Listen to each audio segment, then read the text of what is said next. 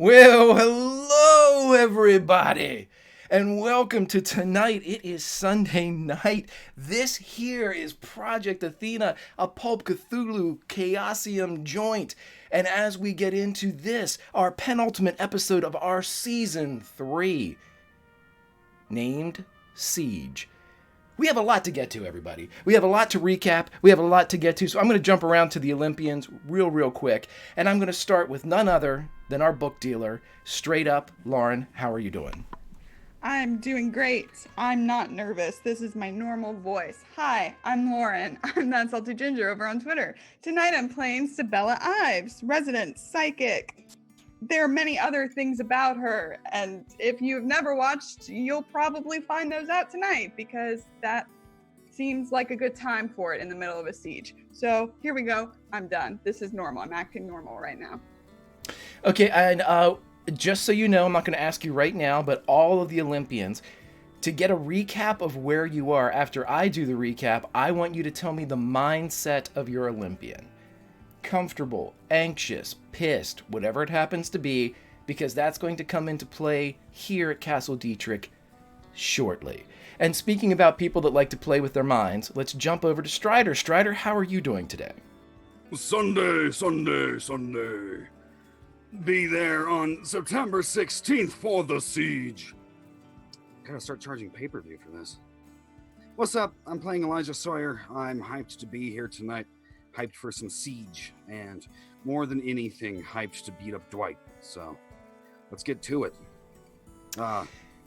You want mind right now, or was that later? No, we'll come around and we'll talk to everybody about what's inside their mind.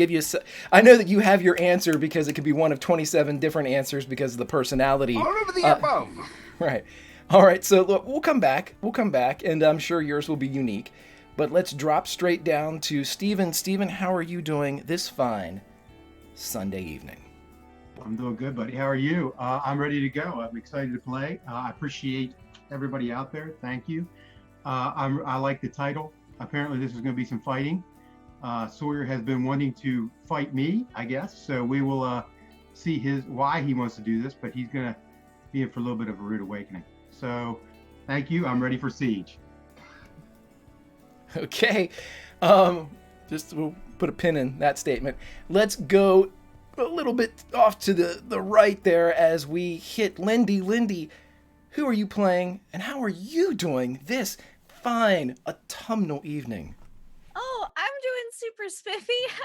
I'm not at all nervous for no reason. I'm never nervous. I don't know what you're talking about. Yeah, I'm going to be playing Greta von Kraus. She is a scientist and doctor who is totally not emotional or anything. This past couple weeks, Castle Dietrich, everything's great. You're done. Okay, fine. Okay, so everything's great. Slow clap, finger points. Awesome. All right, so from the Fonz, we go over to Kate O'Callahan. Allison, how is Kate? And how are you this fine Sunday evening? It's lovely, Greg, to know how much you care about me and how much you care about Kate. When mere moments ago, as we were preparing to air, you said something about not being able to understand why you hadn't just sort of like ritually sacrificed one of our characters so far just to put the rest of us in our place. I want y'all to know he said exactly that thing. Come back here. He said exactly that thing. Hey everybody, it's Allison. I play Caitlin O'Callahan, aviatrix extraordinaire, princess of the skies, America's flying sweetheart. And she's ready. Let's do this thing. Fantastic. And as I did yesterday, I would also like to do a shout out to my man who's been working behind the scenes with me, who's currently in chat, Lord Conti, who has been the Dr. Frankenstein that I can go to whenever there needs to be something wicked this way comes. And, my lord, you have outdone yourself. We shall get to that a little bit later.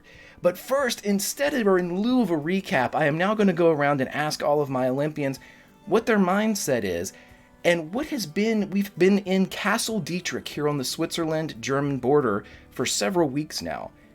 What has your particular Olympian been up to And how does that make he or she feel?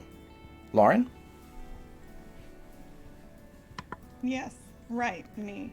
Cool. Oddly, this is the most relaxed Sabella's been in a long time. She feels super comfy here.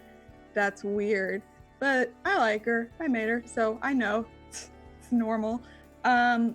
She has been finally able to research all the Bolivian artifacts that they found. She's been able to have time and just breathe a little. There's civility here in a way that there hasn't been sometimes amongst the Olympians. And don't gasp it, you know what I mean. And it's just, she feels at home here more than she's felt ever since they left the bookstore. Excellent, excellent. And has she been spending her time with any Olympian in particular, or has she been spending her time with any Dietrich in particular?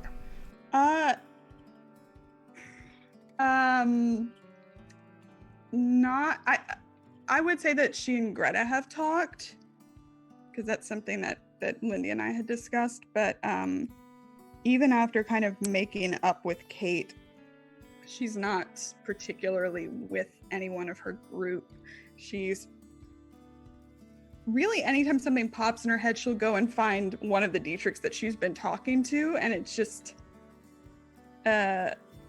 easier. So she spends time. I liked the cooking thing last time we played, so spends time like helping prepare meals because she enjoys it, and spends time with the poet. That's what I have to say about that. Poet Dietrich. Okay. Absolutely. Just to kind of get an idea of what life around Castle Dietrich is like. And as we have heard what Sabella is doing, a moment of comfort in civility, strangely found in the embrace and the Sancta Sanctorum of a villain that they had perceived before. Let's jump over to Elijah. Strider, how is Elijah feeling? Who has he been hanging out with? And is there any Dietrich in particular that he's hung out with? I'm trying mostly to avoid any Dietrichs, except for if Dietrich Prime will occasionally talk to him. Mostly either in complete solitude or occasionally hanging out with Greta, bringing her sandwiches, or having midnight rooftop rendezvous to talk about traumatic memories or whatevs. He is full of pride, self-pity, toxic masculinity, emotional conflict, and as always wanting to prove himself to people and to himself that he's the very best around. Let me ask this question, and if you will only answer it with everybody taking off their headphones, we will do so. But it strikes me as a keeper that I should follow that statement up with this question. Who does he really want to impress? Out of all these people that he would like to make proud of him, are they present or are they symbolic?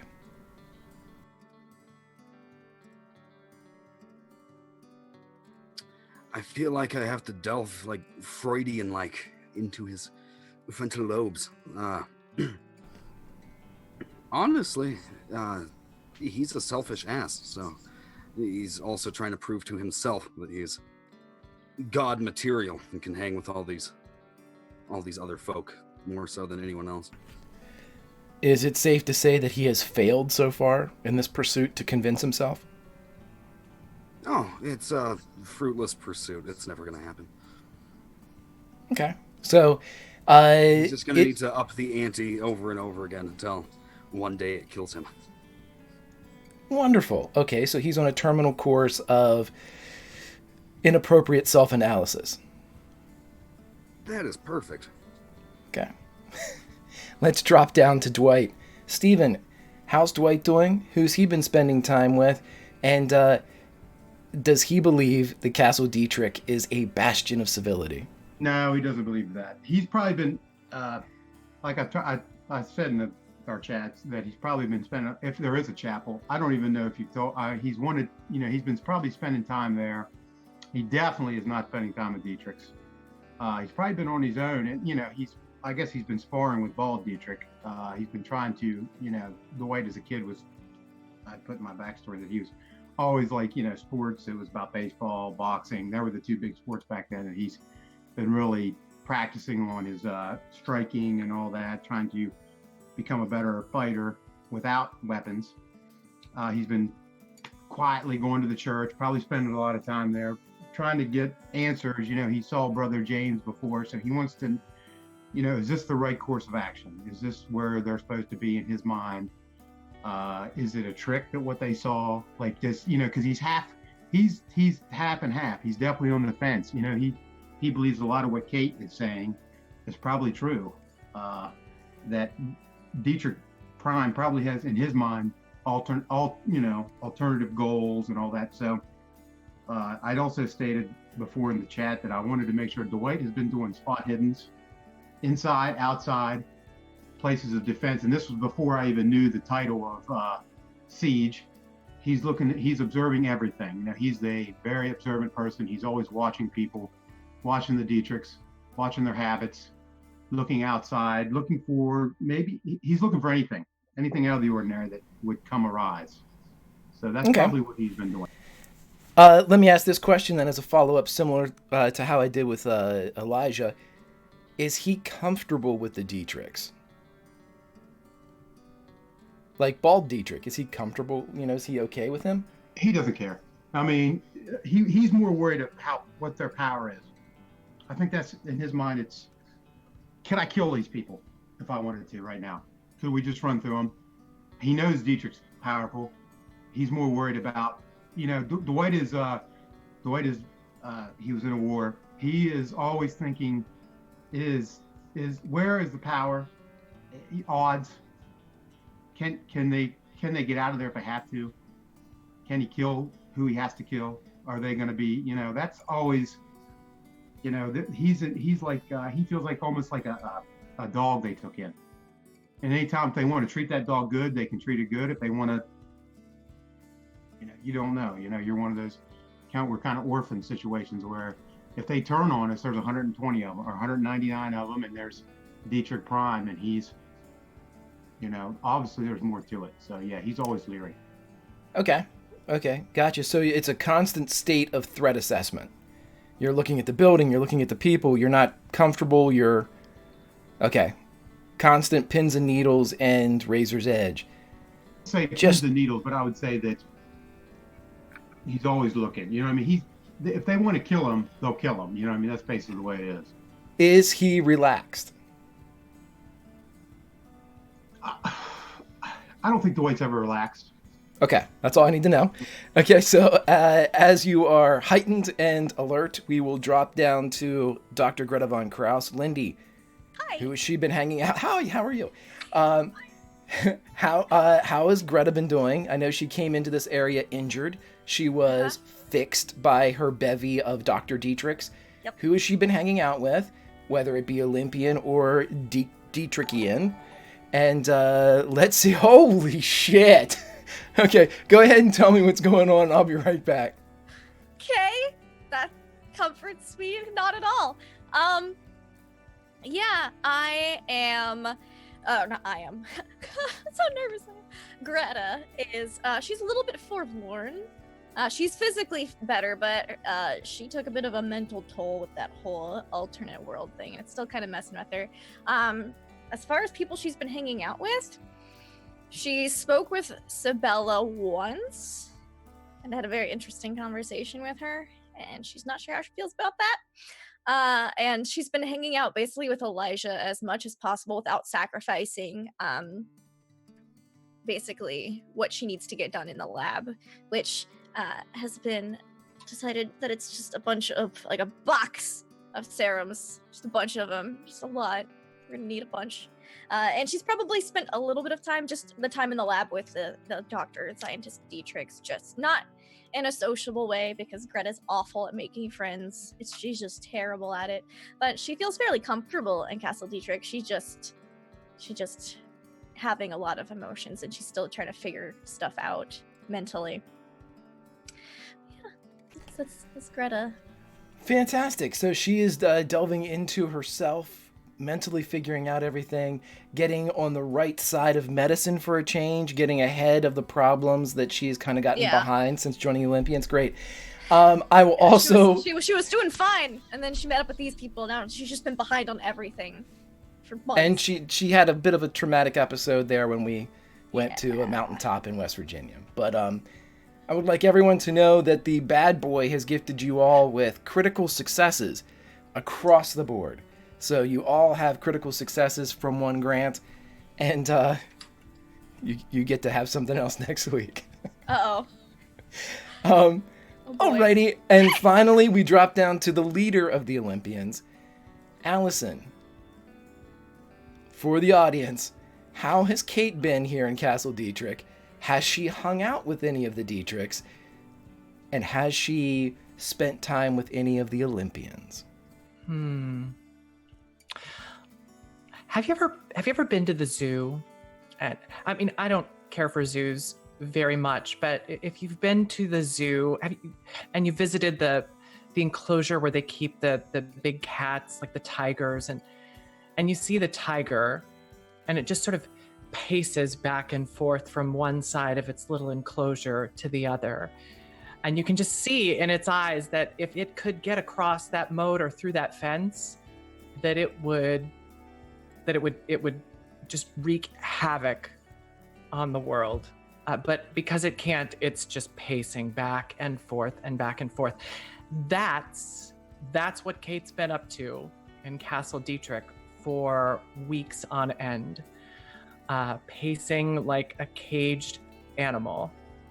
She's keeping to herself unless they're coming to her outside of pleasantries over meals or when they bump into one another. She's keeping to herself. She is certainly not hanging out with any of the Dietrichs. She is, however, enjoying the way that they seem to scurry every time she comes into a room, and has taken to just kind of strolling around the castle and bursting into rooms unexpectedly to see who's there and see the looks on their faces. She's also gathering information, though. She's watching them and looking for patterns and seeking to understand them a little bit better. Because Kate is convinced that in the end, despite what all of her friends believe at this point, that it's going to come down to the Olympians versus the Dietrichs, and she wants to be ready for that. The last thing I'd say is, she is just not accustomed to being in any one place for very long. So being in this castle surrounded by stone walls, low overcast, hanging overhead, she is so claustrophobic that she can barely stand it. She's just a spring that is tight and ready to snap. Fantastic. And so to kind of add a little bit more color to what Kate would be experiencing, Allison, they are giving you the space that you require. When you are stalking through the castle, you stalk through empty hallways. When you stalk into a room that would normally be like a meeting or a social center, it's empty. It's almost as if, because it has happened, Dietrich Prime has given the order, until you are so engaged by Kate O'Callahan, you leave Kate O'Callahan alone. Kate, you would have received a note very quickly after your first arrival in that first meeting here at Castle Dietrich, where Dietrich Prime would have requested that if you have a preference for both a fighter and a transport aircraft, please let him know, and he will do his best to go shopping for you. Lovely. I certainly do have preferences. Be thinking of those, and we will RP those in a moment. So now that we have the stage set, we are on the Switzerland-German border. We are in Castle Dietrich. This is if you are fans of Project Kronos, this is the Joseph Dietrich who joined with the Olympians in 1915. This is the person that presumably has been cloned or been duplicated, and now several hundred/thousand of him exist in the world. Some of these clones are evil. Some of these clones have decidedly thrown their lot in with the Nazis. But here in Castle Dietrich, the original Dietrich that they have called Dietrich Prime, and roughly 199 of his sons seem to be less driven by the master race and more driven by the wishes, whatever they are, of Dietrich Prime. So before we go around, we have to go backwards to go forwards. Sabella, is there anything you would like to do while your time winds down here in Castle Dietrich? Because as we ended last episode, something or someone is coming. But you have some time yet. Great. So once Sabella wraps up studying the spells, it was great having something to focus on. When she doesn't have something to focus on, she just follows a lot of different threads. So, go away. Sirens, they're after me. So she would start to get just a tad antsy and not knowing enough for her liking about the puzzle box, and knowing that Dwight had wanted her to look at something that he had been given, she's gonna kind of make her room up to have like an actual psychometry reading, which she hasn't done like a full proper one while she hasn't been blocked in a long time. So that's one of the things that she's doing. Let's say, for shits and giggles, that you had time to do one of those because you were given the box and the hinting of the asking of the crucifix in our last episode, which was about a little bit through halfway your stay through Castle Dietrich. So if you had only had a chance to pick one of those artifacts, which one would you do a reading on? Oh, she would do the box. Because she studied it with the Dietrichs. She has never actually touched it with her bare hands. And when she got it, the words on it, not the ones on the raised part, but were scratches on it. And if it's from her grandfather, she assumes that maybe he did it. And she's trying to figure out where he is. So that's what she would pick. Sure, absolutely. So why don't we go ahead and do what we normally do. And as you prepare your room and you have your own little area, I'm assuming that this is alone. There's no Olympian present. There's no Dietrich present. Mm-mm. And as you do your reading, make your roll. Okay. Regular success. So as you, for the first time, take this puzzle box that was gifted to you, or sent to you, or delivered to you a while ago, mm-hmm. and as you sit and use your psychometry, which will glean from it the surface knowledge and memories inherent in this physical object, you are in a dark place. Not in a nebulous, unknown, generic dark place. You are in a cell. And in this cell, you see your grandfather.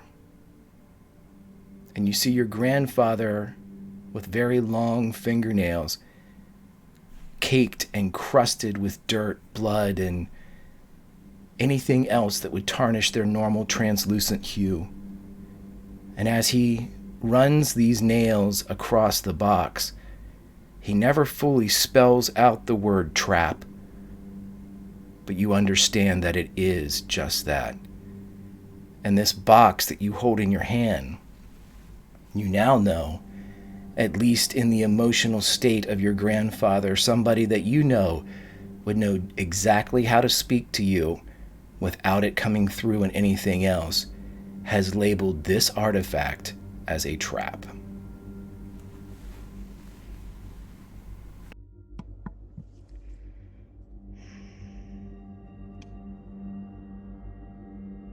She sets it down. Huh. The second one of those.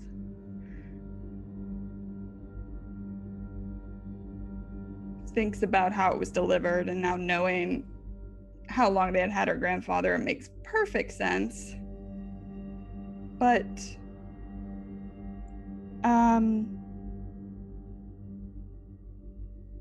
she seems all right. She just kind of shrugs, puts it aside.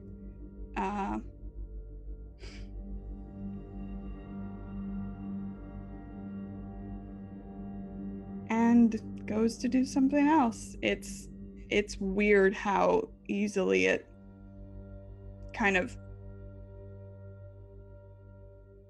washed over her. It's yeah. Roll spot hidden. Success. As you set it down and have that dismissive feel to it, or not dismissive as much as it hasn't affected you. You look down, and where the scratching had been and where those raised kind of dials and discs would pop up revealing iconography and alphanumerics, it now spells out Calcutta. I take I pull like the pillowcase off the pillow, wrap it up, and I will go find probably Dietrich Prime and Occult Dietrich, because he was funny, but also he should probably know what this is. Okay. So as you move off, let us jump down to Greta. Greta, is there anything that you want to be doing during your final days, hours, seconds here? She's probably gotten the lab somewhat automated so that the Dietrichs know what to do and she just kind of can do her own thing. She would actually finish reading Tom Sawyer, which was recommended to her in the first season of Project Athena. So I'm sure Dietrich has a copy of that laying around somewhere in his Absolutely. You've got Mark Twain is strongly represented here in Castle Dietrich. Yeah, she'd probably just be having some downtime, reading some Tom Sawyer, just kind of trying to get the rest of her mind in order, because the medicine's making itself now, basically, with the Dietrich minions. So I imagine that Greta is probably a detail-oriented, but probably a very fast reader as far as just being able to absorb the material. You would. She was in college by the time she was 14, so yeah. Right. I know the back. When you are sitting there, kind of in one of those nooks, reading, a couple of the Dietrichs that are more acquainted with you, especially like the Dr. Dietrich that helped you and then helped you service the area up top and the laboratory and introduced you to everybody up there. He would walk by and say, "Oh, I love Tom Sawyer. It's a fantastic book, but Huckleberry Finn, it's amazing. It's. Have you read the Huckleberry Finn?" No, I have not. I'm fairly unacquainted with American literature. It is. And he gets very excited. It is. In Tom Sawyer, it is his friend Huck, and Huck comes in and he is sort of a poor boy, but in Huckleberry Finn he goes off on his own and does adventures, and it's I like it quite a bit. It's Tom Sawyer's a bit snarky, but Huckleberry Finn seems genuine.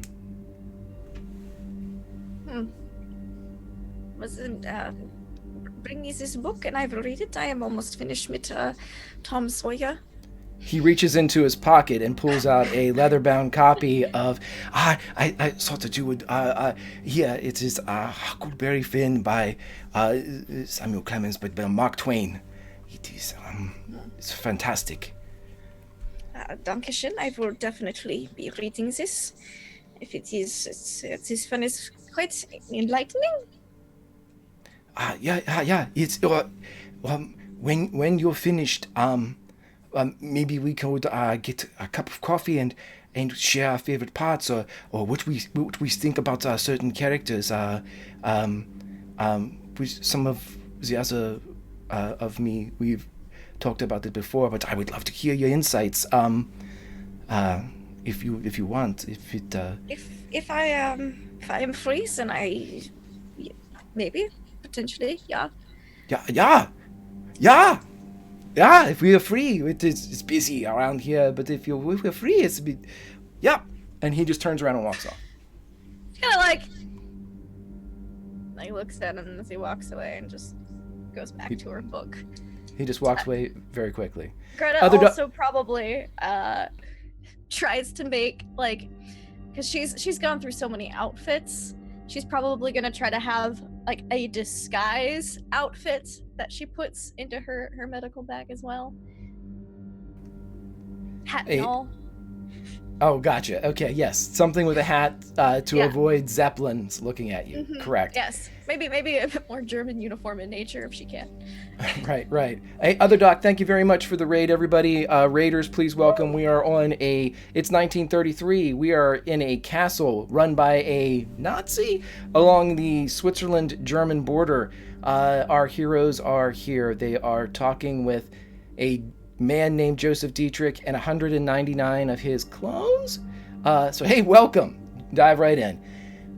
So as Greta, you are experiencing the best that American literature has to offer from the past 50 years or so.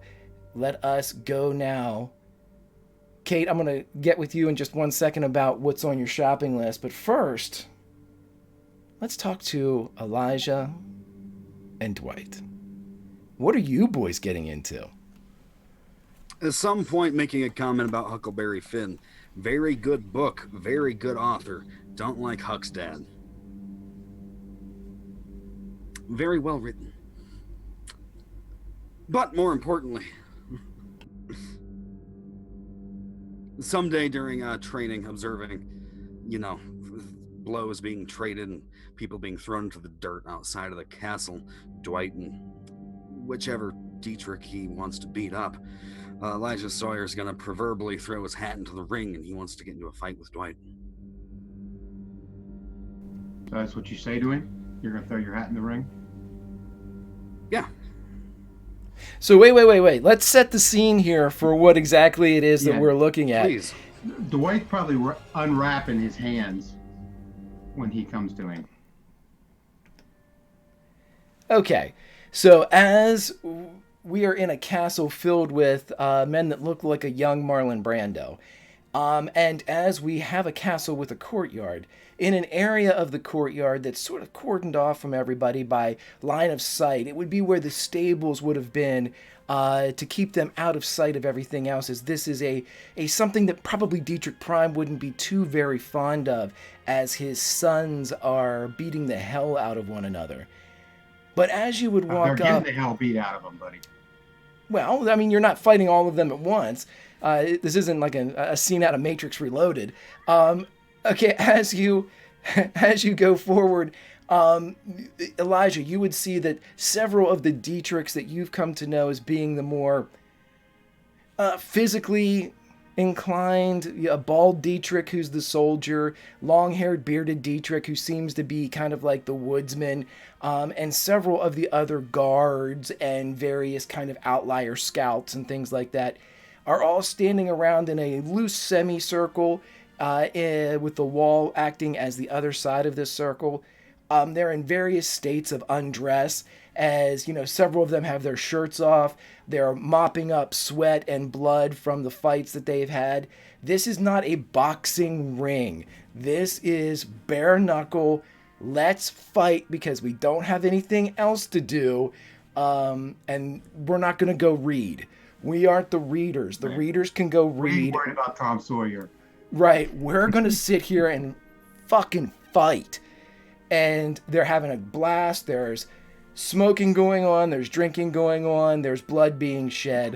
So Elijah, as you walk up, you see Fight Club. He'll make his way over to Dwight, making some kind of comment when he's unwrapping his fists. Soldier boy, you done this before, haven't you?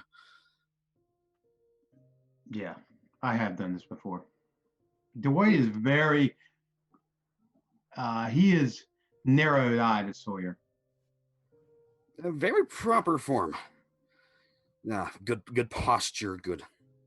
It's all very What do you I don't want, know, Sawyer? Ivy. What do you want? Oh, nothing. Just watching, admiring. You would do well in a boxing ring. Oh, thanks, buddy. I appreciate that.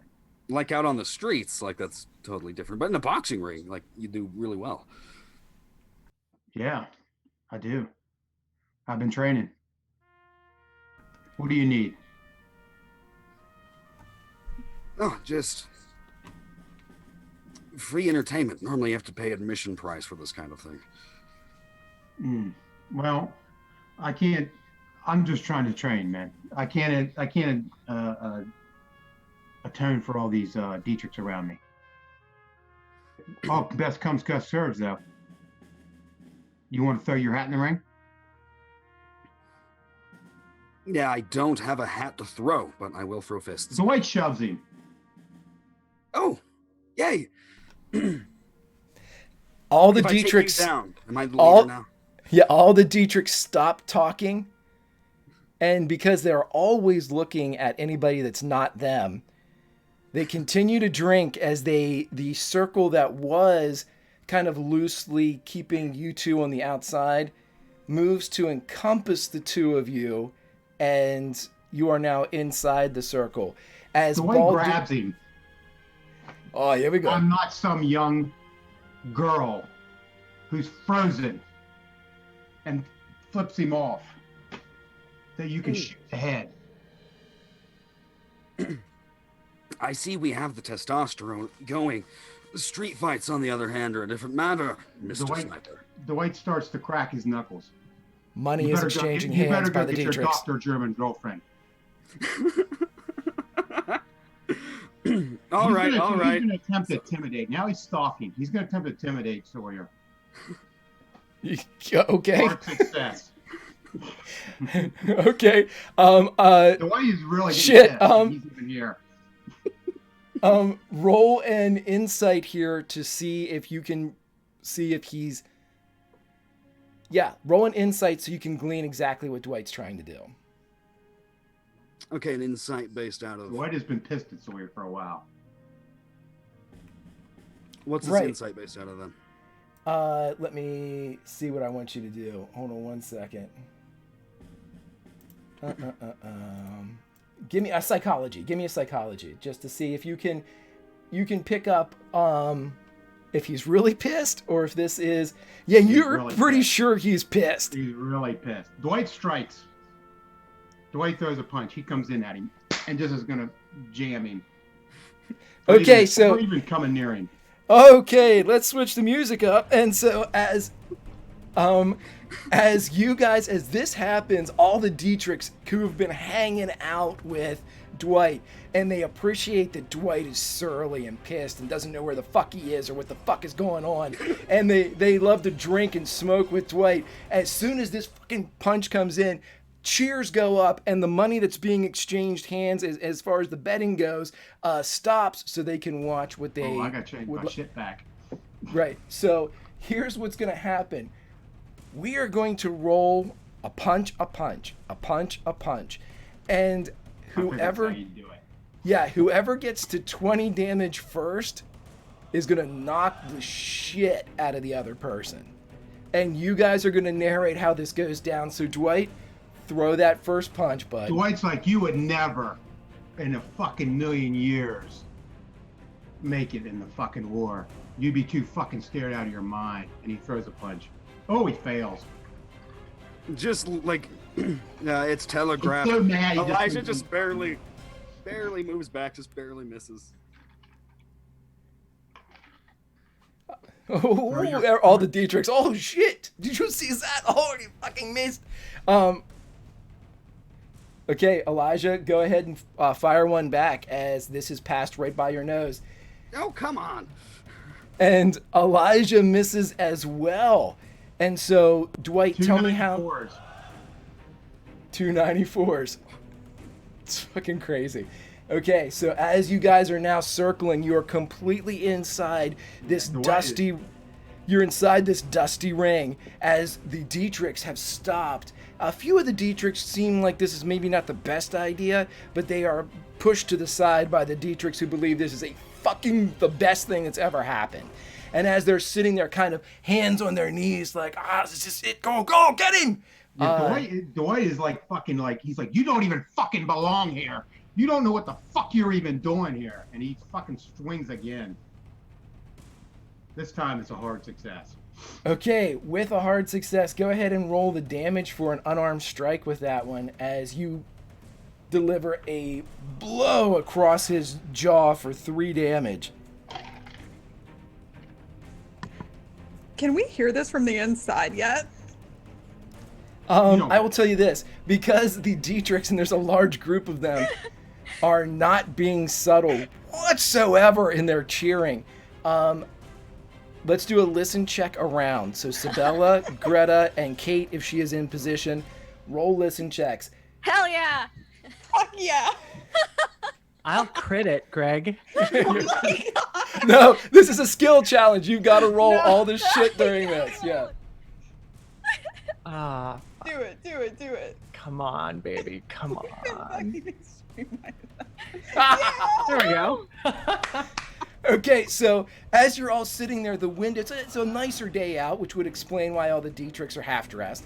There's still a bit of a chill in the air, but with the windows being opened for the castle at various points to allow circulation into the darker recesses of the fortress, it carries with it the sounds of combat. It carries with it the sound of Dwight Burke saying, "You don't even fucking belong here," and what sounds like a hammer hitting a watermelon.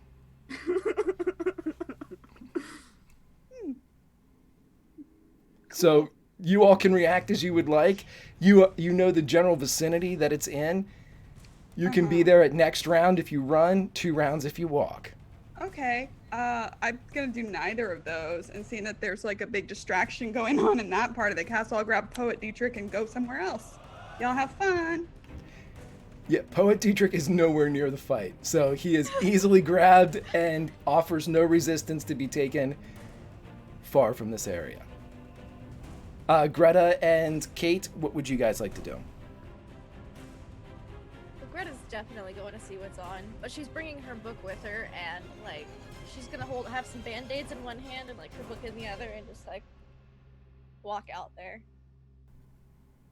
Okay, so Greta's like literally walking out like the little German doctor with the glasses on in the book, like reading behind the book. Okay, you're able to make it out then. If you're walking, you'll make it out at the end of the next exchange. Okay. Allison, what is Kate doing? Kate's walking, and as she approaches the circle, she'll do what she can to get to the very front. She wants front row seats for this, and I'm assuming that they'll all just get out of the way, but let me know if that's not. You are assuming correctly. But if you're running, you can get there almost instantaneously. If you're walking, you'll get there at the end of the next exchange. No, I'm walking. Okay. So we are halfway through this exchange as we had Dwight finally crack home. Elijah, you get to return fire here. All right, Jerry's. Hold my jacket. Extreme.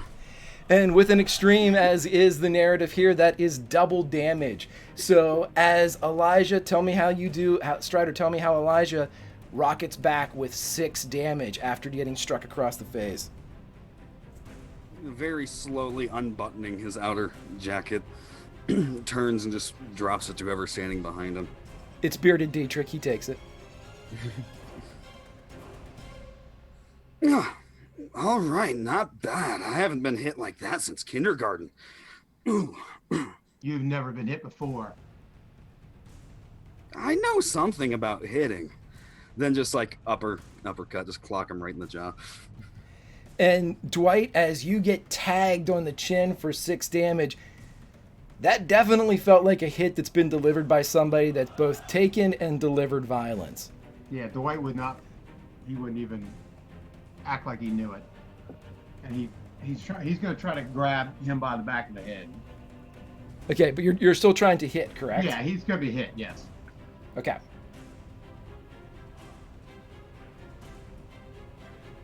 You have hit and roll damage for me, sir. What, can you hit? I got to change that up then. It's right above all your weapons. If you go like right above your guns, there Yeah. should be like an unarmed slot. That's a fumble. Hold on. Where do you roll No, damage at? I just do it in the fighting brawl. Yeah, do that. Do just what you did again, and as long as you hit, we'll take the damage for it. Got it. No, you're not getting it. Just roll the unarmed attack like you did before. Oh, okay. I know where do I roll that at? It should be the top of your weapons. Like it's kind of grayed out. It says unarmed. It's great. It's the very. That's what I'm hitting. That's what I'm hitting. I hit Oh, the okay. I green got it. There you go. Oh, So, damn. for 5 damage, what do you do to return the strike for 5? He grabs the back of his head and boom, knees him. And it's at this point that both Greta and Kate walk up. Kate, the Dietrich C parts as they allow you right up to the front. They stay relatively close. They're not shoulder to shoulder, but their attention is both on you and the fight inside. Elijah, your turn.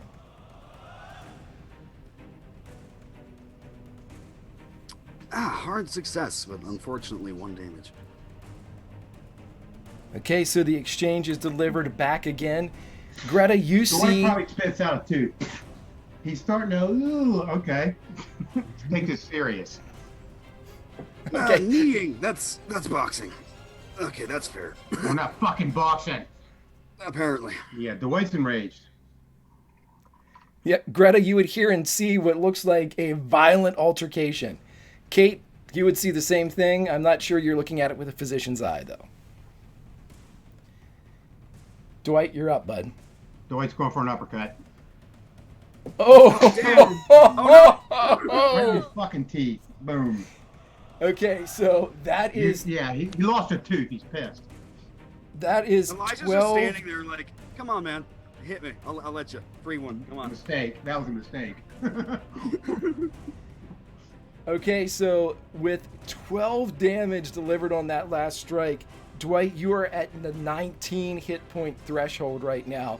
One more hit, and you will be effectively knocked out of this brawl. You do, however, have a chance to retaliate here. Yeah.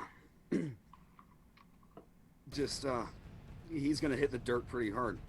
Just, come on, free shot. Right here. I want to see what you're made of. And apparently that taunt works. He's picking himself up. He probably slips once or twice. Just. Dwight kind of like didn't mean to, he doesn't want, he loves Sawyer, he doesn't want to hurt him. And he kind of like realizes what he did. He's like, he's a little dazed by why he didn't mean to hurt him that badly, is what he's trying to say. He didn't mean to hit him hard. This is bringing back memories. All right, my turn. It takes him a minute to fight up to his feet. He's a little sloppy, a little wobbly. Dwight just slaps him down. He kind of backhands him. And with that backhand, as Dwight is standing over Elijah, you spin as your head cracks to the side. The prior damage being gifted with this final, almost insolent backhand. And you taste dirt. And the Dietrichs cheer. Elijah's just giggling to himself like a puddle of blood just like pooling up all around his face and head. Dwight goes to pick up Sawyer. He all the anger that he's had towards him after Berlin has been washed away. Like he didn't want to do this, I guess he lost his cool. He's like, Jesus Christ, you got a fucking great punch, man. And he's like, you took a tooth out. And he's trying to help him up. I don't know if Sawyer would accept it. Where the Dietrichs were cheering as soon as they see Dwight offer a hand to lift Elijah out of the dust, they all elevate their cheering as they respect, as this is apparently what they do on a daily, weekly, monthly basis. And they all cheer, ah, yes, hey, yeah, brava, as they yell out from the sides as you see a hand in front of you, Elijah. He probably sees 2 or 3. He will reach out and try to grab onto it. He lets himself be picked up. Even grabs him. He kind of like pulls him up, like, you know, like almost like he's like a younger brother, and he kind of fucking starts dusting him off. And he kind of raises fucking Sawyer's hand, like this motherfucker just fucking went toe to toe, man. You know, like kind of give him a, you know, like, you know, Dwight's fucking days too, man, big time. They cheer a bit. It's more for the biblical ass kicking that they just saw. But they respect it. You know, the guy he's standing. He took a fucking beating and he's standing. And you see that that's basically the predominant, or that the major feature that's across all of the same features of the Dietrichs. I would like to know, as a keeper though, what do the features of Greta and Kate look like?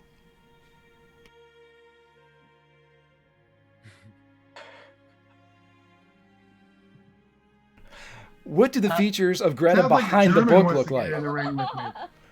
It's like she's got Huckleberry Finn. It's already like halfway through it.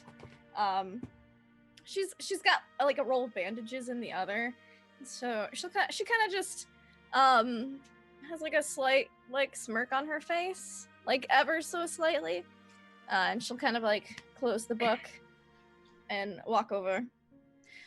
Would I serve you like any medical attention?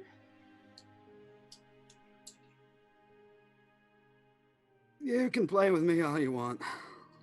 Yeah, Dwight kind of hands her off to Greta.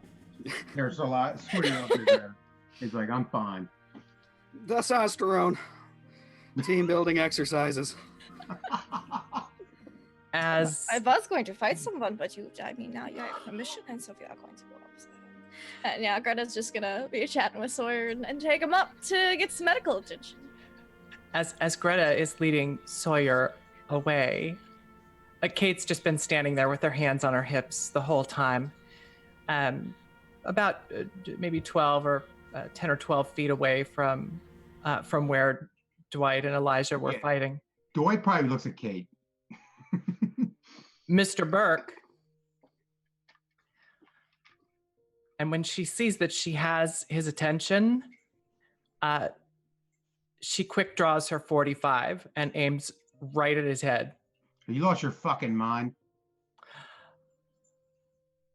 And as the Dietrichs kind of go silent around her, she says, "On the ground, crying like a little girl? Is that what you said, Mr. Burke?" Now, I would imagine that after all the time we've spent together, that you would find some other metaphor for weakness than a woman. If you need help with your creativity, there's a poet upstairs somewhere I think that might be able to help you out. I hope that's not loaded, Kate. I'm sure you do, Mr. Burke.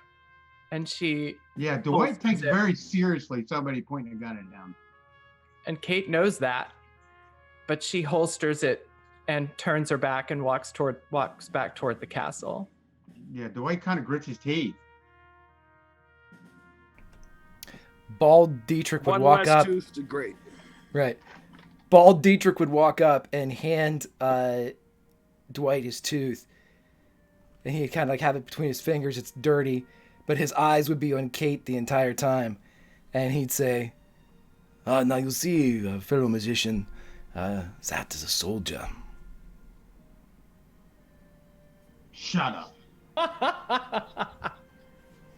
He drops your tooth into your hand. Here you go.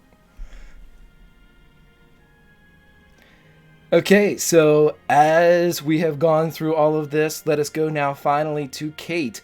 Kate, you were given the option of providing a shopping list for Dietrich Prime. How would you like to deliver this list, and what are you asking Santa Dietrich to give you? Santa Dietrich. Gee, seriously. I have I a magic would- sack. I would find my way to his. Did you just say something about sitting on his fucking lap? I did not. I swear I didn't. I just said he had a magic sack. That's all I said. And I thought it was very funny. And I'm a kid. I'm in 7th grade. All right, go ahead. I'm sorry, Kate. Okay. Kate would find her way to wherever his private office is. He's always in the kitchen. I've been thinking about that offer you made about a plane. Yeah. Yes. Well, now look, I think just to be well prepared, it would be handy to have something that I could transport this whole gang around in, but also something that had a little bit of firepower and a little bit of speed to it. Sounds logical, sure. And you think you can get your hands on just about anything? I'm assuming you mean anything German. The Soviets, anything from France, from Italia, European, it's easier. I can always get American, just takes a little bit longer. Mm-hmm. Well, when he mentions the Soviets and the French, she laughs a little bit because she's well aware that there's no real performance aircraft coming out of either of those places at this point. He smiles as well. Well, I'll tell you what. I wouldn't want this to take any more time than it absolutely had to. I want for us to be prepared to leave at a moment's notice. So let's keep it within Europe, shall we? I'm aware of your Henkel HE-70. Now, that is the fastest passenger aircraft in existence. There are not many of them, but I'd sure love to have one. Absolutely, sure. Yes, I could arrange this. Just like that. Just like that. How does this taste? And you see him messing around with some stew, and he offers a ladle of it. I have increased the pepper.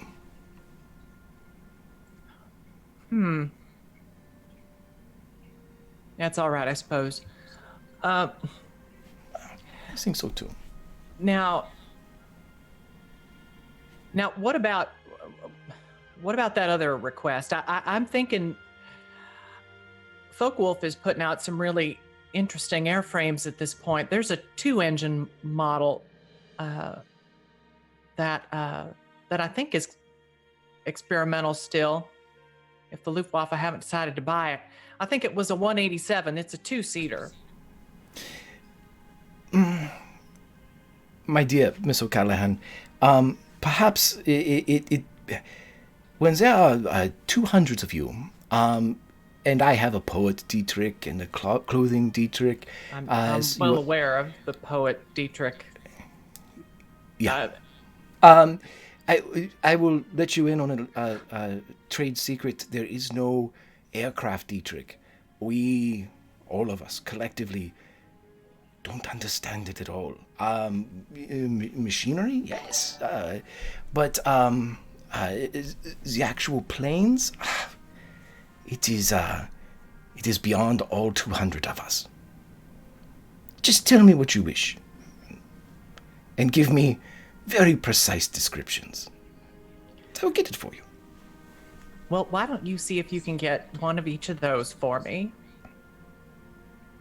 And we'll go from there.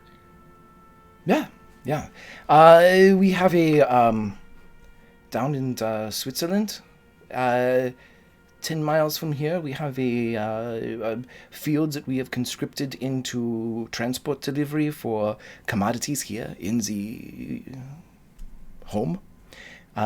We can house them there. There's a barn. We can build more if we need to. So that's where they'll be. We can't park them here. There's nowhere to land them. But as soon as they're here, I will let you know. Very well then. I would love the opportunity to take a look at them before all our lives depended on their airworthiness. Yes. Pre-flight check. Yeah. And so what will end up happening is about a week and a half, 2 weeks after this conversation, Allison, Kate would be taken to this airfield in Switzerland. She would be the two craft that you had asked for are there. They're relatively new. You can tell that the transport craft has probably been used a bit, but as far as their mechanical preparedness, they seem to be flight ready. Are they both fully fueled? Mm-hmm. Do I have the opportunity to fly them?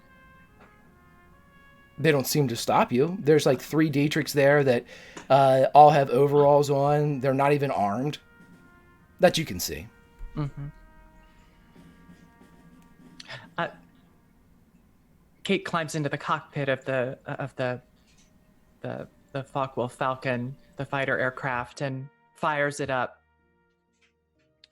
And she sits there for a long minute, listening to the sound of the engines and getting a feel for it. And as she does, she can feel in the back of her mind this urge to turn that thing out onto the runway and to fly. But she's come to know herself well enough to know that if she did, there was a really good chance that she might not come back. And so after a few minutes, she powers the engines down and shuts down the electrical and hydraulic systems and climbs out and rides silently back to the castle. Roll a spot hidden as you climb out of the craft. That's a regular success. That's all you need as you're kind of getting everything ready before you climb out of the seat. And you would notice that 2 of the 3 Dietrichs that are wearing the overalls, one of them would begrudgingly pass what looks like a currency mark to the other as if they have lost a bet.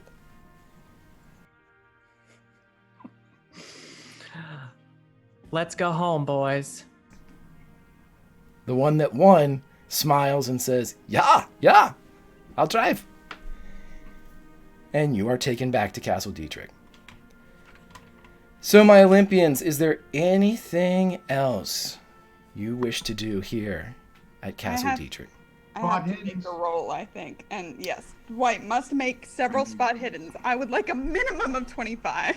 Lindy's telling me how great she is, too. So I'm just... She is. Oh, you should fight her. Go out on top. Right. I'd go out on top, man. I was going to, then you said I could. Yeah. There was the one other piece, Greg, was that the amulet, right? The Dietrichs were, I think, Sabella was going to have the Dietrichs take a look at Kate's amulet. Right. So, pajama party. Okay. Part 2. Yep. We're literally all in our pajamas now. Okay, so let's see. Let's make that roll. The power check for this is the spell that you have elected. Yeah. Because I'm not doing Shadow Mastery, I can't do transposition yet. Correct. You're missing a vital element of the process. Yes, and I know where it was. I have ideas about where it might be now. Yep. So, it's just for resurrection at this point, and I'm just gonna, Greg, I'm just gonna crit it, and we're just gonna move along, and it's super casual. I've had a lot of time. I'm feeling good. I'm in my element. in my fun pajamas and slippers. Okay, the problem is this is a skill check that's giving you an additional power, so yeah, it needs to be rolled. Fine. Do that then. Damn. Okay. It's gonna be fine. I wasn't nervous about this 2 weeks ago. I'm not nervous about it now. No, that's just regular. Push it. Yeah, I have to push it, I think. I think that's how that works, right? It has to be a hard success. Right. Okay.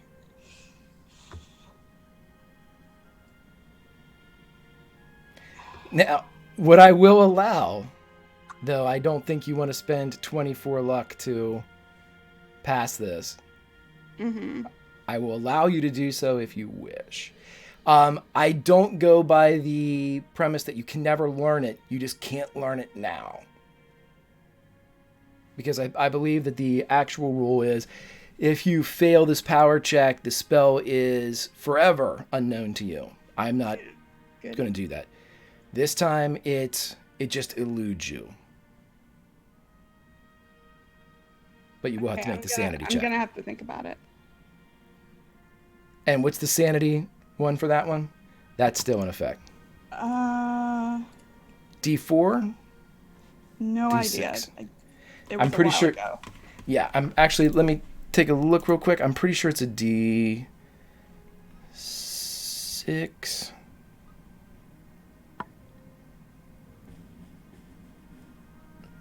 No, actually, no. That one's when you use it. You're good.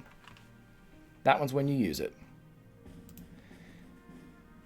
It's magic points plus sanity when you use it. So you're good for right now. The actual learning process has not fried your brain. The amulet. Pajama party. I think that's the last thing on the list, correct? Okay. Tell me how you want to do this.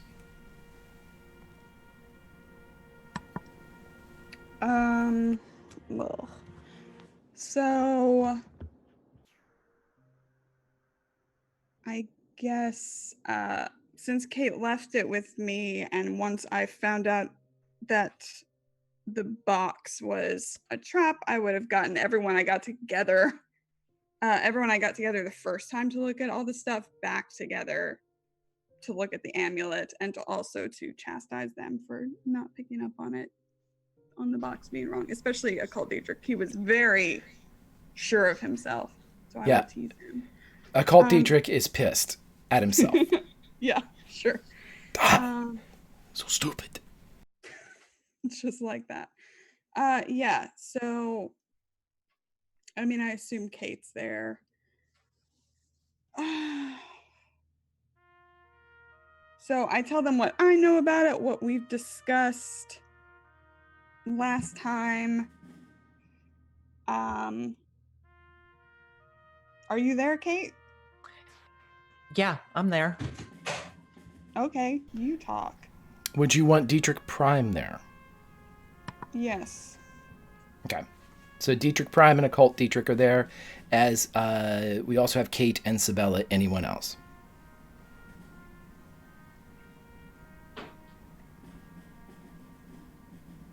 I would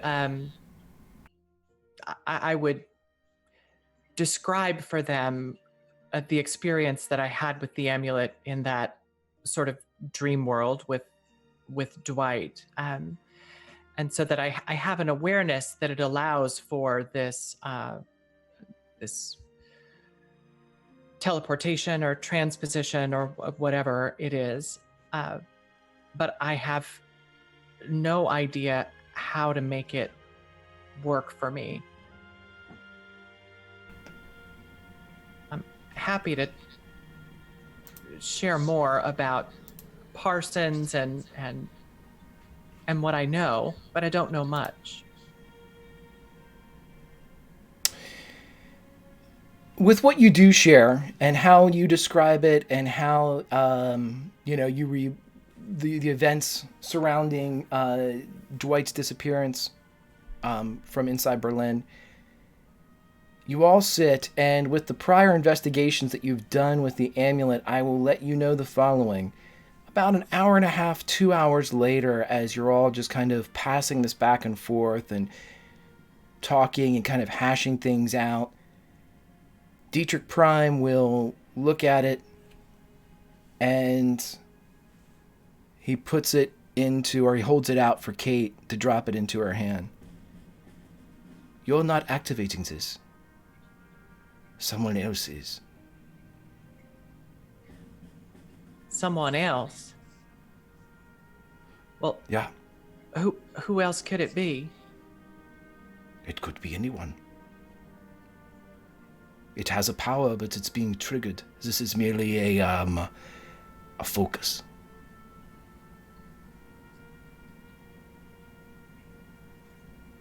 And I'm probably as much to Sabella as to Dietrich Prime.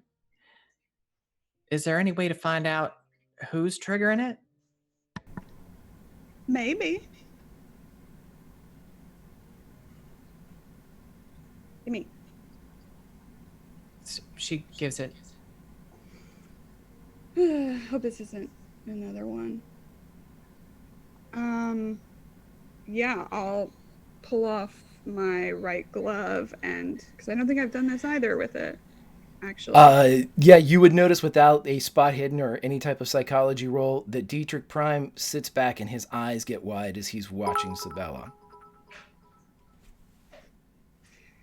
Prax has just given a crit success to Sabella because, of course, it is Lauren Bacall's birthday. Thank you, Brad. Yes. Yeah, she's.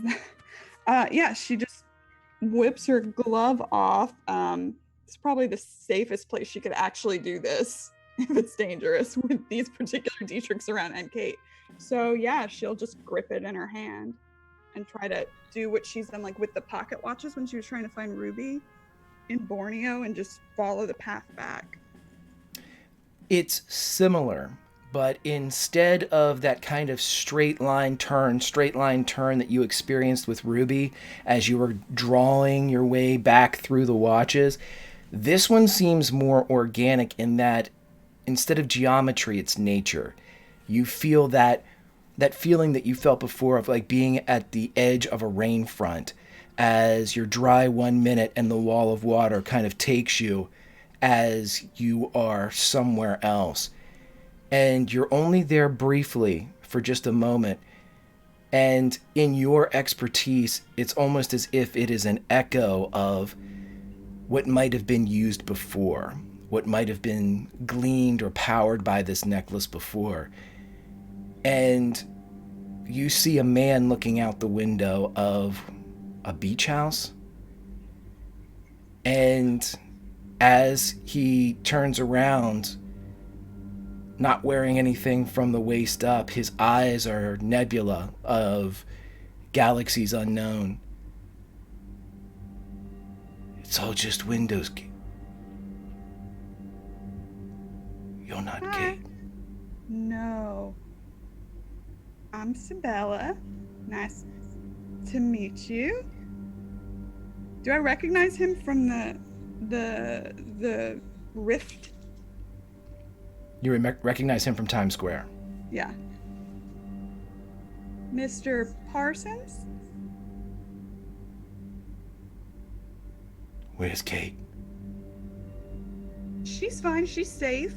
She's just curious about this that you gave her and how to use it, and she thought I might be able to ask you. I gave that to her. To protect her. It has. It's worked really well. Why did she give it to you?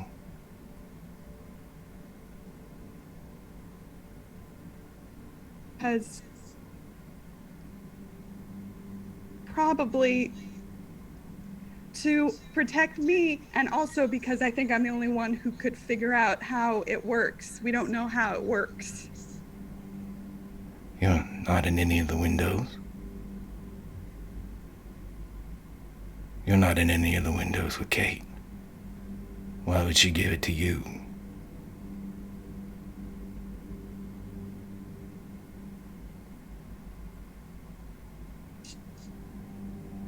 She wanted my help.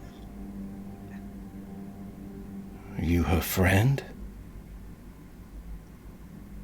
Yes? You don't seem like a friend. Are you her friend? I love Kate. But she doesn't love me. Not in this window.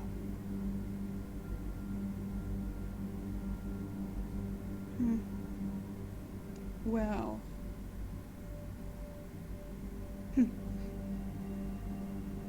need to give that back to Kate. I'm going to. When I find the window where she loves me, I'll be able to bring her to me.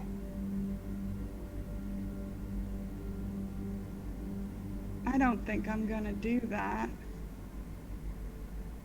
What? What do you mean? That's a gift. To Kate. Mr. Parsons, I think if she wanted to be in that window, she would be there. She doesn't know what she wants. I think she's being pretty turned. clear, actually. She has been to me. What do you know of Kate? I walked beside her. We conquered the sky. Did you conquer the sky with her? I conquered the sky with her. Well, you can't make someone love you, Mr. Parsons. Not in this window. You enjoy yourself here. Won't be here long. Kate's not gonna be with you anywhere. Not till I find the window.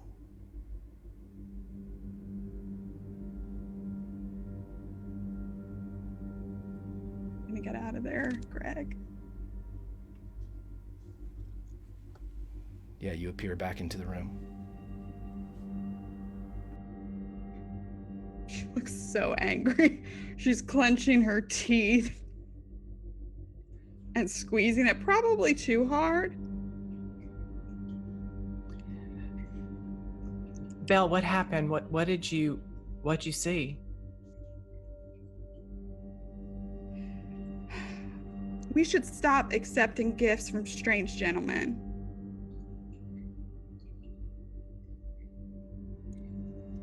Is it not safe?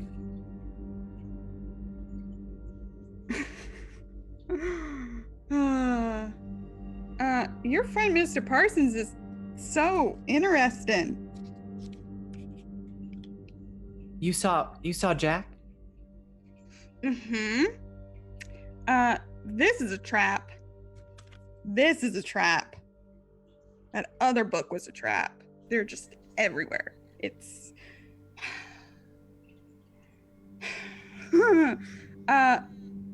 this may be helpful, but I don't think that you should hang on to it.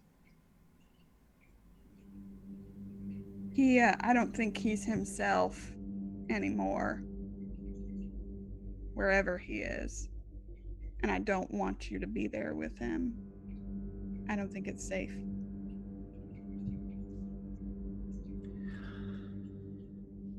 Well, all right then.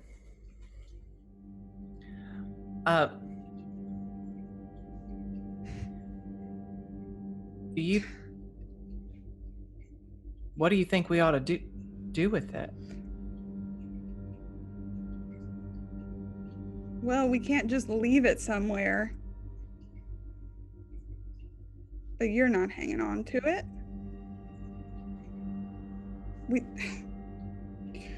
Any of y'all have anywhere safe? I mean, I know you said that they wouldn't be able to get close enough here, but I don't know what to do except just keep carrying these things around. Do you wish to keep them, or do you... I will take them and destroy them if I can.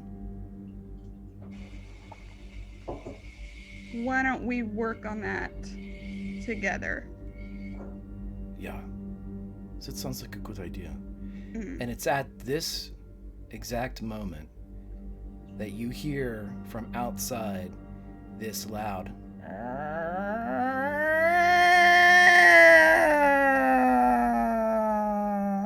and you see Dietrich Prime look up as this cranked siren continues, and Occult Dietrich looks at him in complete disbelief.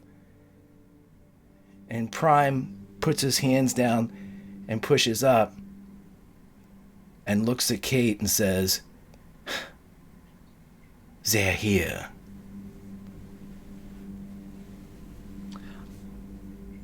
Who's they, Mr. Dietrich? Olven Schliepen. And he strides from the room. And the siren is heard by anybody inside the castle. He looks back to Sabella for a moment.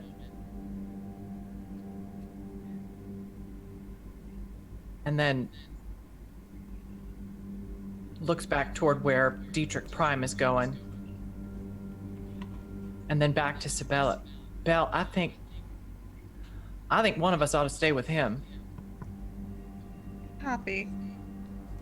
I'll go with Dietrich Prime. As soon as you walk out into the hallway, there is just a cacophony of sound as the Dietrichs are rushing out of their rooms, hearing the noise. They're throwing on jackets and grabbing rifles. Some of them you see are like slinging necklaces over their heads as they furiously are running through there. One of them stops and sees that as he's putting on his own necklace, one that you haven't talked to before, and he says, "Father, they don't have any." And you hear like, "Alarm, schnell, Father Tom's. And then just people are screaming as they are running to every part. And in the distance, you see Dietrich Prime going up to what would be the turret tower that you recognized as like a part of the gatehouse. Yeah, I'm sticking to him. I'm following as well. What are the rest of the Olympians doing as you guys are going up to? Greg, is hitting my spot hiddens giving me Yep. anything? The very last one did. As it just so happens, you're sitting there, and Poet Dietrich is sitting there against the wall, smoking and reading a book. And as you're looking out the window, you see shrubbery begin to move from the tree line towards the castle itself. What do I have on me? If you are carrying your sidearm with you, you probably have that. I doubt that you would have been carrying your rifle around to all these places inside the That's castle. subjective. Oh, roll a luck roll for me then. Okay.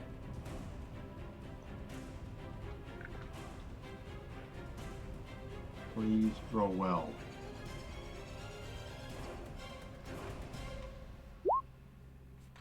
There it is, right on your back. All right. Dwight will definitely look out the window, and he will fire at whatever's in the shrubbery. As soon as your shot goes off, it is your shot that alerts the Dietrichs on the wall that there is something going on. It is a moment later that the crank siren goes off, giving its as it goes off, and Poet Dietrich spins over and looks outside, and for a moment he can't see what you're shooting at as you fire, and between your shots he turns and looks at you and kind of says to the side of your head, "Burnham Wood has come to Dunsinane." And he turns and runs, presumably to find someone. Dwight's like, Dwight screams, "They're at the fucking gates!" as he screams. Dwight, with your spot hiddens being a perpetual action that you have been doing, I'm going to give you a cumulative boon as you see what looks like a half track with a large turret break out of the lower, coming up the road, you see several mechanized units coming up. From this distance with your sniper's vision, you can see that behind one of the turrets, you recognize the cap of Rommel. You also see the fire darting over the horizon as all of a sudden the entire area is blanketed with movement. You don't have enough bullets. Yeah. Does Dwight know where the rest of the Olympians are? The castle's not in a huge place. Like, if you guys yelled at the top of your lungs, you'd probably be heard in any corner of it because it's open, it's made of stone, it's, you know. So at this point, you guys would be running into, like, Greta's on the same floor that you're on, Elijah is on the same floor that you're on, Kate and Sabella would be going up to the castle turret. Can I ask one question?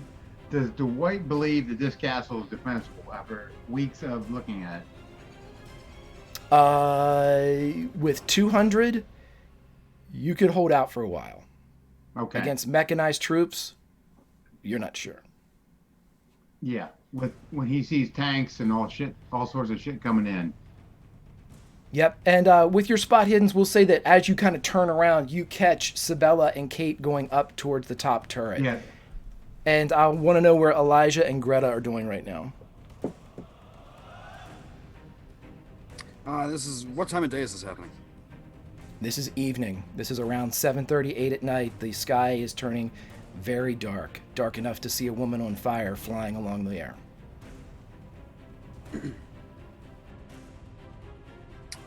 Elijah's sick of this shit and he's slowly meandering, trying to find the rest of the Olympians. We'll say he gets there last then. As Greta, what are you doing? And we'll say, Greta, here's what's happening with you. Just as this all goes down, right before the shots of Dwight go off, Dr. Dietrich comes up and he's kind of puffed up his chest, and he hands you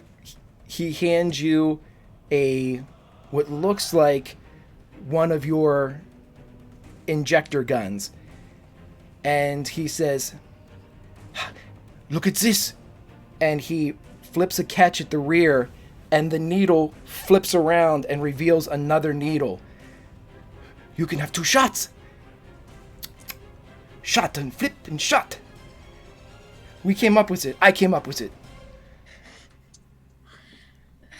Sorry, that was adorable. Greta is she's like, that is quite a bit of ingenuity there. So I am impressed. It should Thank be very you. useful. I have been, the creative juices have been flowing since your arrival.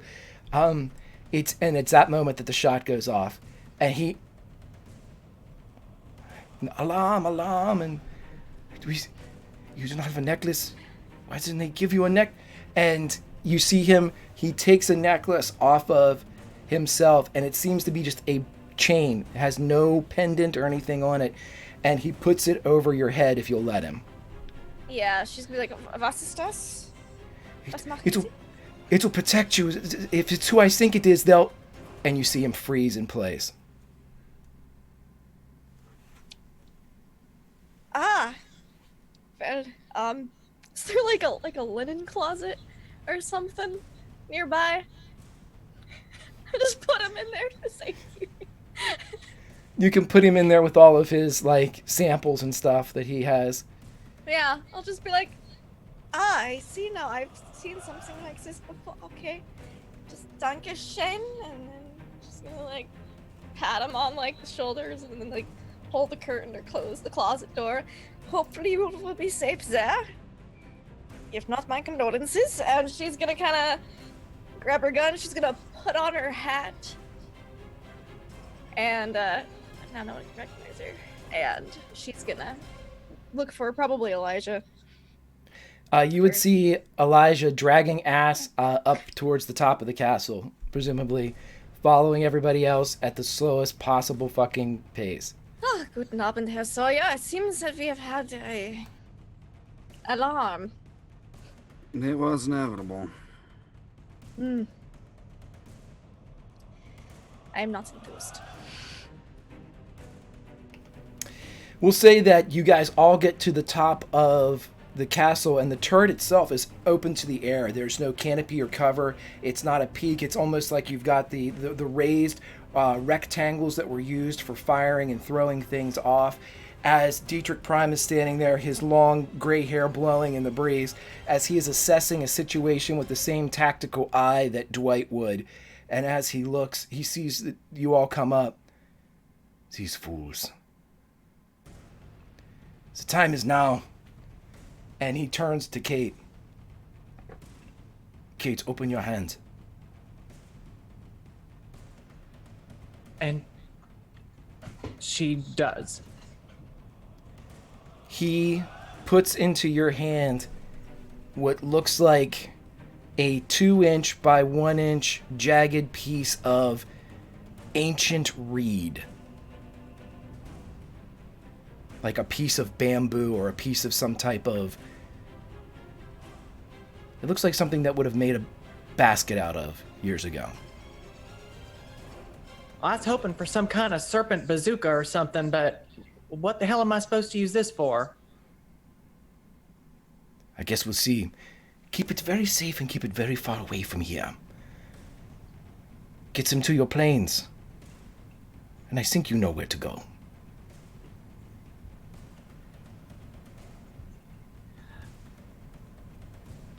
Well, then this is where we part company, Mr. Dietrich.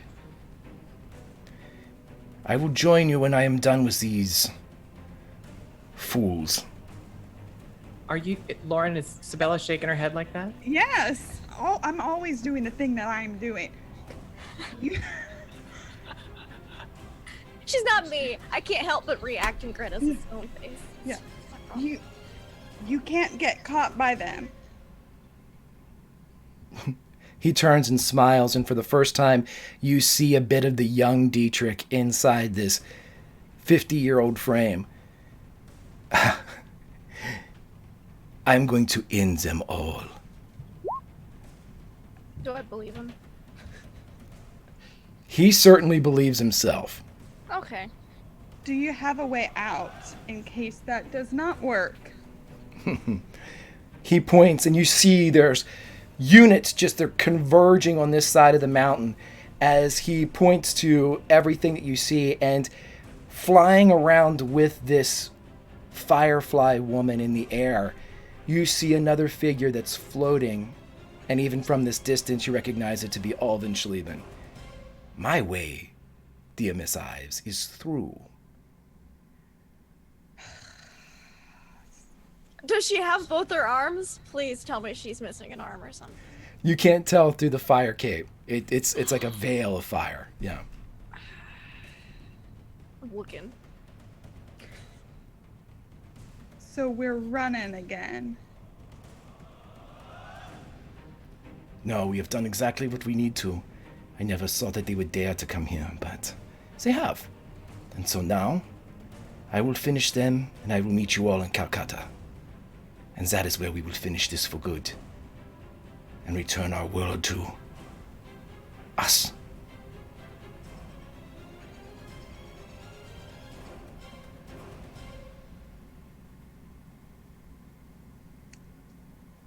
I'm gonna start moving away the direction that we need to go. I presume I know where it is, but if Kate follows, let me know. So She what does. would be firing? Dwight, you are firing and shooting as many of these troops as you can see coming in. You don't have to roll. It's a target-rich environment. As soon as Dietrich says this to you, though, with his hair blowing, you realize he's not moving. Oh, no. Yeah. Like he's frozen, like when that happens. You also notice that you're not alone here at the top of the turret. Uh-oh. There is a man that seems to be bound in leather. Great strips of it compressed and wrapped and tightened around the skull, the arms pressed like a mummy's across the chest, bony appendages splitting from the top of the shoulders to work the arms as this creature between these strips of leather and compression is bleeding a rich, dark blood. And in all of your minds, you hear the following. I'm here to help.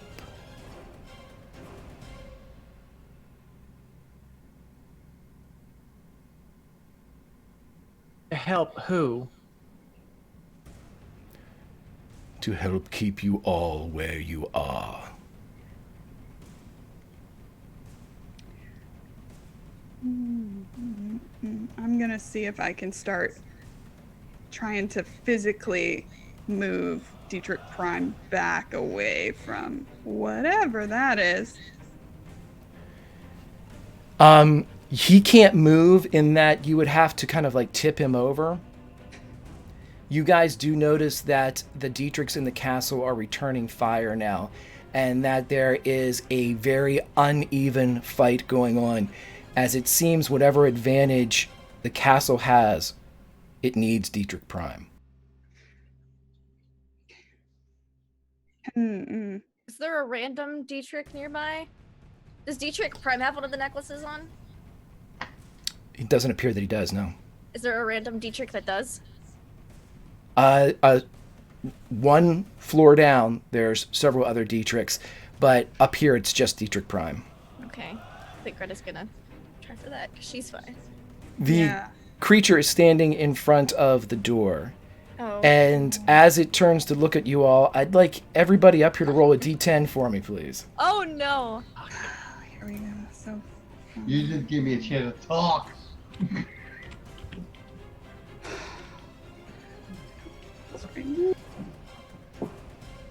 Fuck! It's fine. The number that you rolled is your sanity loss as the creature begins to assert its will over you.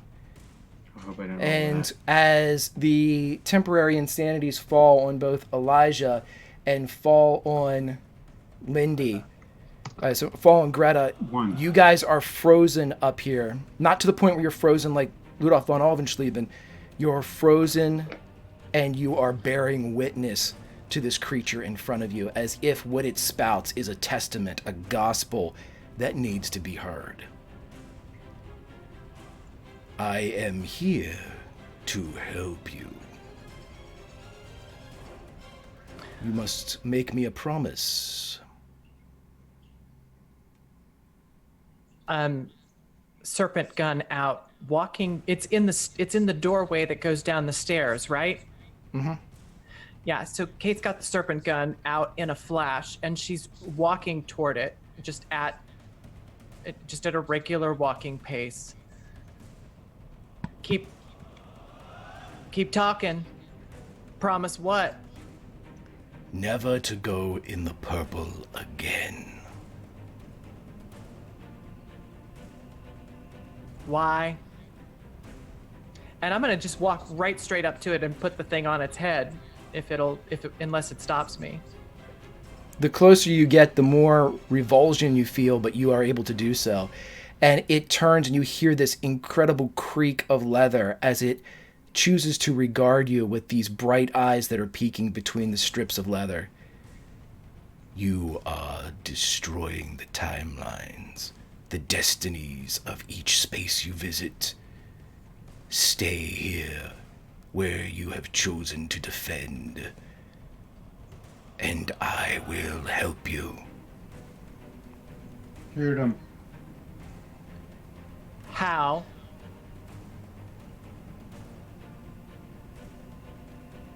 I will get you out of here, and I will restore the minds of the ones who lost their will in my presence. And if I go back on that promise at some point in the future, just what's that going to cost me? Ask your Mr. Parsons. She grits her teeth at that. she wants to take this shot so badly. He made a choice that could have ruined you all. I am here to guide you correctly.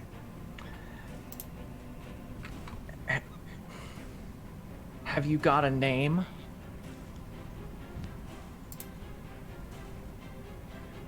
You can call me Jack.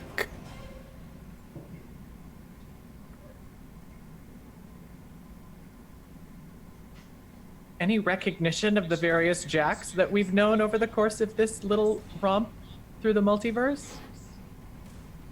It's about the same height of Jack Kilgrave. Can we hit him with fire? Oh, you can do whatever you want. Yeah, you can do it. Oh, Sawyer and I can't. We're stuck. Dwight opens fire. On this Dwight- thing. Praise God. Dwight takes 14 damage. Roll a dex save for me. Such a bastard. I can do whatever I want too. Ah! Advantage. Nope. He failed. You guys watch as Dwight pitches over the side as he gets shot. Choose quickly, Miss O'Callahan.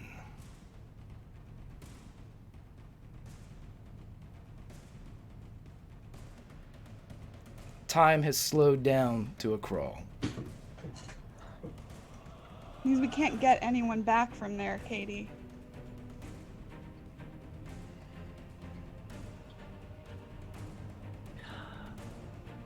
The ground 100 feet down is rushing up to Dwight.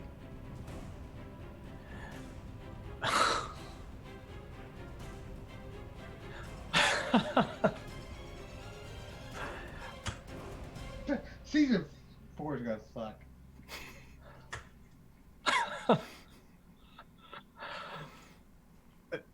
Hold on here. Hold on for just a second. Time out.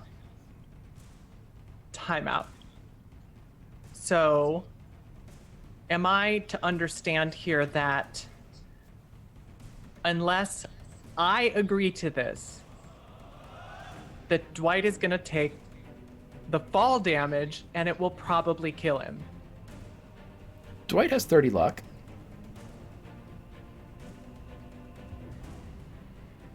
You guys may do whatever you'd like. God damn it. I would have been trying to snap those three out of it somehow before whatever just happened. That's what I would have been doing.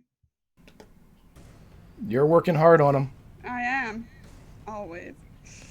That's why I'm focusing on Kate. Make the right choice now. Oh, fuck. Can't win them all.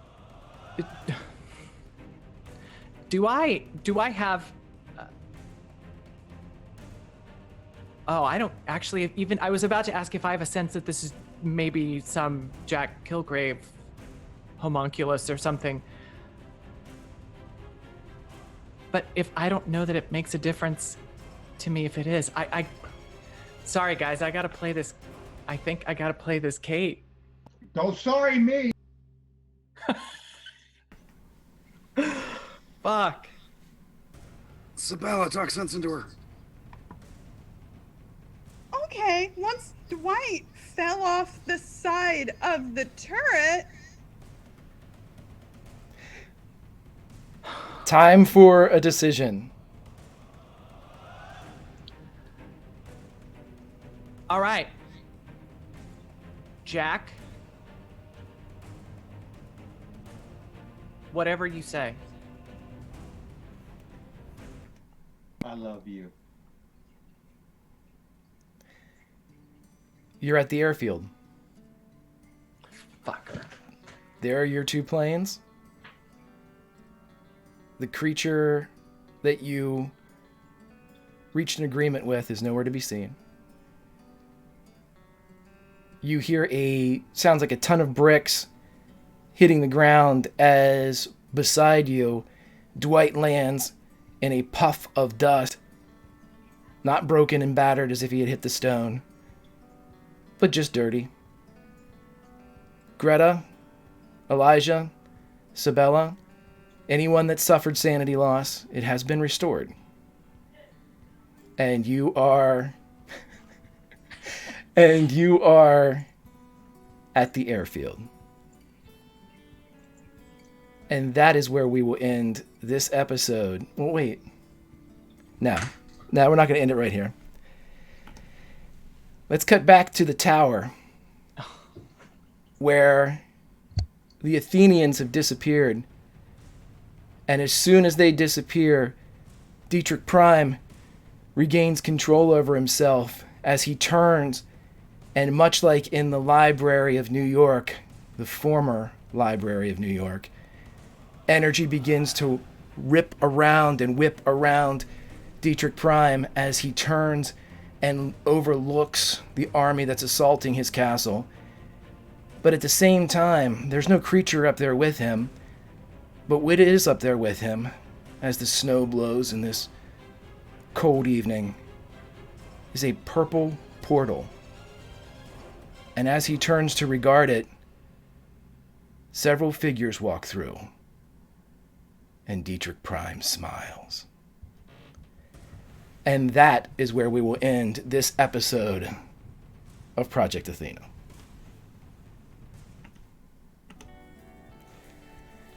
Yay, kids! Let's zip around, talk to everybody. I'm going to start with Dwight. Dwight, how you doing, bud?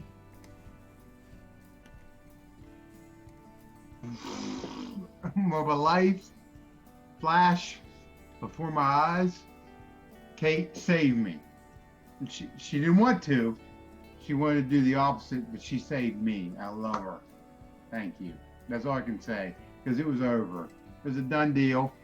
I had to use 30. I don't know how I survived that, but thank you.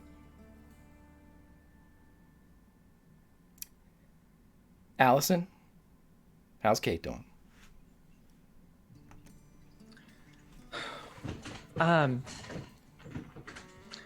don't know. I mean, I don't know that she's real pleased with the way that things have played out here. She just got railroaded. She shouldn't be.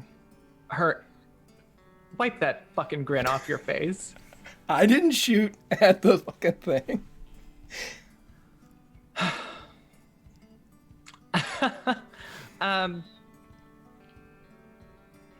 Yeah. Yeah, that's probably about it. All right. Next week, we'll see how it plays, I suppose. Until then, you can find me on Twitter at Allison Robinson with 2 L's and a Y. Catch me on some great podcasts. And yeah. Love you much, Allison. Let's jump over to Lindy. Lindy, how are you doing? I'm doing great. It was kind of actually a little relieving to not be able to do anything. The situation is like, I don't have to decide. Not that Greta would have had much to say about the situation anyways, but I was like, well, we're fucked. This is fine. Sipping tea in a burning room. This is fine. I think Greta is a little bit of better spirits than she was at the beginning of the episode. Like that downtime helped her out. She needed that. She got to play a little doctor. She almost got in a fist fight, but she didn't. But yeah, we'll have to see what happens. I really want to know what happens to Castle Dietrich. I want to know. I want to know now. But I guess we have to wait indefinitely, at least until next week. So yeah, I'm eagerly, terrifiedly awaiting next week. You can find me online at LaughLoveLindy on Twitch and Twitter, where I'm playing in a lot of Dungeons & Dragons, Call of Cthulhu, DMing Vampire the Masquerade on Tuesdays on Encounter Roleplay. And oh my gosh, you need to check out Wednesday, Call of Cthulhu on Encounter Roleplay 1 to 4. Me and Greg are married. It's great. Y'all get to be playing Catherine Jordan. Yeah, you're just demure housewife, no secrets at all. Good deal. Good time. Just check it out. Absolutely. Yep. Wedding vows have been exchanged. Let's go up to Strider. Strider, how are you doing, bud? I'm doing very well. Fantastic, great episode. Actually, this is one of my favorites. Elijah got to fight. He got some quality time with Greta, and I am really appreciating like this almost dichotomy with morality and choices Kate's been displaying over the last couple of episodes. First with just an utter distaste for Dietrich whatsoever, but really showing true colors when it's her friends and Olympians on the board. Also, like Elijah and Katie aside, just Strider to Allie. I needed that sanity so bad. So thank you. I will promise you, as just a player to a player, we will find you a natural gas stove at some point. Nice. And Strider, where can we find you online, buddy? Strider Heap, that is my Twitter tag. I will be here next week to see. I don't know. We're safe. Like we're staying out of danger. I'm not doing anything. Yeah, you guys are rocking it. As we go over to our final Olympian, Lauren, how are you doing this evening? Doing fine. You can find me over on Twitter at ThatSaltyGinger. Tomorrow I'm over on Scraticus's channel at 6 p.m. Eastern playing some D&D 5e set in Eberron, and that's the premiere of that. So check it out. See y'all next week. Absolutely, everybody, and take it easy, all of you. And as I have said before, I will say again, 2018 ain't the best of the years that have been circled around this mud ball or the sun. So we'll be waiting for you here in 1933. Please join us next week for the finale of this here show, for their season finale. Also on the channel, starting on Friday, we have some Outbreak Undead, where we're going to do some zombies for a couple weeks as the season breaks hit for all of the shows, and then we will be back with 2 brand new shows starting on Wednesday evenings and Friday evenings. And we will also have, of course, the return of Project Athena, Project Kronos, and Conan. But until then, everyone, please take care of yourselves, and we will see you here next week, where we see what 1933 has left for us. See you then, guys.